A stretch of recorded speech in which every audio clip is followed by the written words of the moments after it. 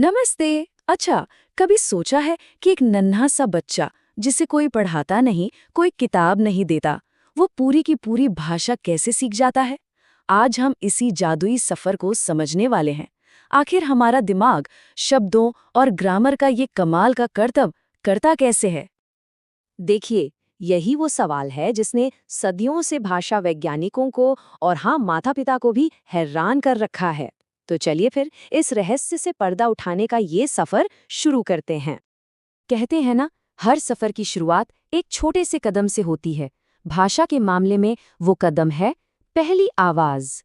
तो चलिए उन शुरुआती किलकारियों और बड़बड़ाने की धुनियों को समझते हैं जो हमारी बातचीत की नींव रखती हैं। ये टाइमलाइन देखिए, ये दिखाती है कि लगभग हर बच्चा किन पड़ावों से गुजरता है। शुरुआत होती है सिर्फ रोने से, फिर जल्दी वो आवाज कूइंग या आगू जैसी प्यारी आवाजों में बदल जाती है। करीब 6 महीने के होते होते शुरू होती है बैबलिंग, मतलब बड़बड़ाहट, और फिर असली जादू होता है पहला शब्द, और फिर धीरे धीरे दूध दो, पानी दे जैसे छोटे छोटे 2 शब्दों वाले वाक्य।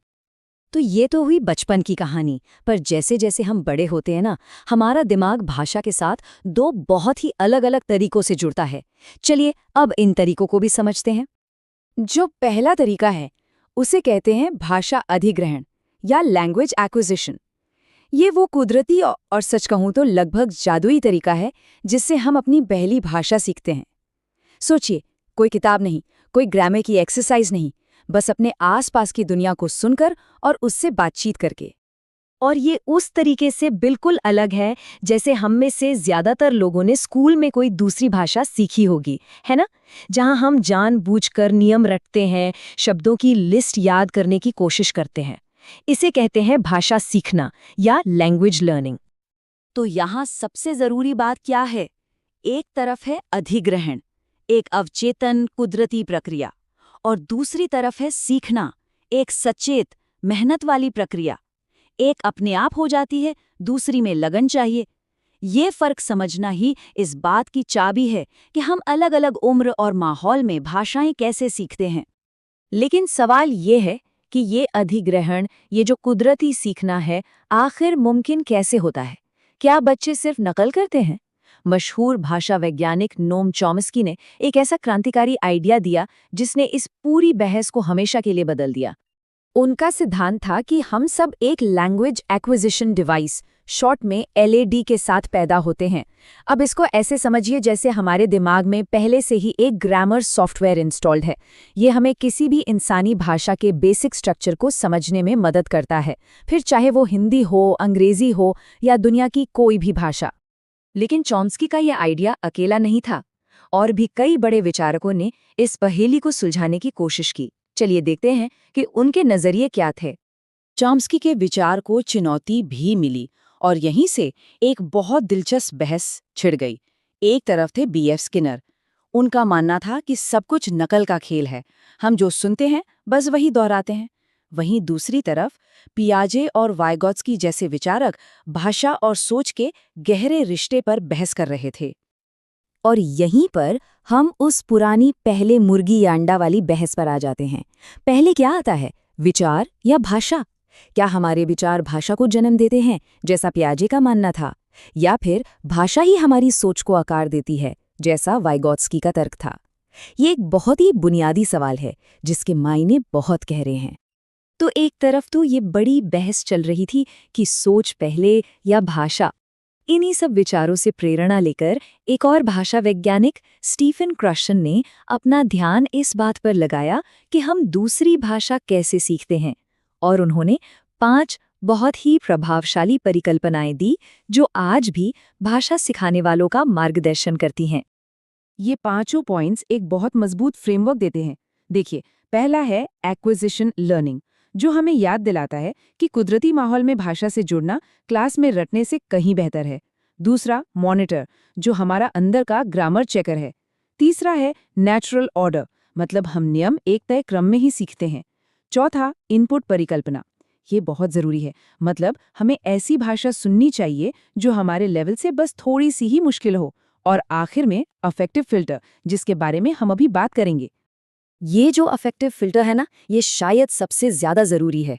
कभी ऐसा हुआ है कि कोई नई भाषा बोलते हुए घबराहट या शर्म महसूस हुई हो? बस वही है ये अफेक्टिव फिल्टर। जब ये फिल्टर हाई होता है, मतलब जब हम डरे हुए या नर्वस होते हैं, तो ये सचमुच हमारे दिमाग को नई जानकारी सोखने से रोक देता है, एक दीवार की तरह। इसलिए एक आरामदायक और सपोर्टिव माहौल सीखने के लिए इतना जरूरी होता है। तो ये तो हो गई सारी थ्योरी। अब देखते हैं कि असल दुनिया में, खासकर एक जटिल और बहुभाषी समाज में, ये सारे सिद्धांत कैसे काम करते हैं। असल दुनिया में भाषा की समझ के दो अलग-अलग लेवल होते हैं। पहला है बिक्स, यानी बेसिक इंटरपर्सनल कम्युनिकेशन स्किल्स। इसे आप खेल के मैदान वाली भाषा कह सकते हैं, मतलब दोस्तों से गपशप करना, दुकान से सामान खरीदना, रोजमर्रा की जिंदगी की बातचीत। लेकिन फिर आता है सेल्प, यानी कॉग्निटिव एकेडमिक लैंग्वेज प्रोफिशिएंसी, और ये है क्लासरूम की भाषा। ये वो गहरी और फॉर्मल भाषा है जो साइंस की किताब को समझने, इतिहास पर एक निबंध लिखने या गणित के किसी मुश्किल सवाल पर बहस करने के लिए चाहिए होती है। और ये फर्क समझना बहुत बहुत जरूरी है, क्योंकि हो सकता है कोई सामाजिक तौर पर बहुत अच्छी तरह बात करता हो, लेकिन फिर भी उसे पढ़ाई लिखाई में मुश्किल आ रही हो। ये समझना कि असली महारत के ये दो अलग अलग पहलू हैं, टीचर्स और भाषा सीखने वालों दोनों के लिए एक बहुत जरूरी सबक है। ये सारी बातें हमें बहुभाषावाद की खूबसूरत दुनिया में ले आती हैं। देखिए, एक से ज्यादा भाषा जानने को अक्सर एक रुकावट के तौर पर देखा जाता है, लेकिन रिसर्च कुछ और ही बताती है। ये असल में एक अविश्वसनीय रूप से शक्तिशाली फायदा है। स्टडीज ने बार बार दिखाया है कि जो लोग 2 या उससे ज्यादा भाषाएं जानते हैं, उनका दिमाग प्रॉब्लम सॉल्विंग और क्रिएटिविटी में बेहतर होता है। ये दिमागी कसरत उम्र के साथ दिमाग को तेज रखने में भी मदद करती है। ये सचमुच दिमाग के लिए एक सुपर पावर की तरह है, जो आपको अलग अलग संस्कृतियों से जोड़ती है और दुनिया को कई नजरियों से देखने का मौका देती है। और बहुभाषावाद का भारत से बेहतर उदाहरण आपको शायद ही कहीं मिलेगा। सैकड़ों भाषाओं और बोलियों के साथ ये देश एक भाषाई गुलदस्ते जैसा है।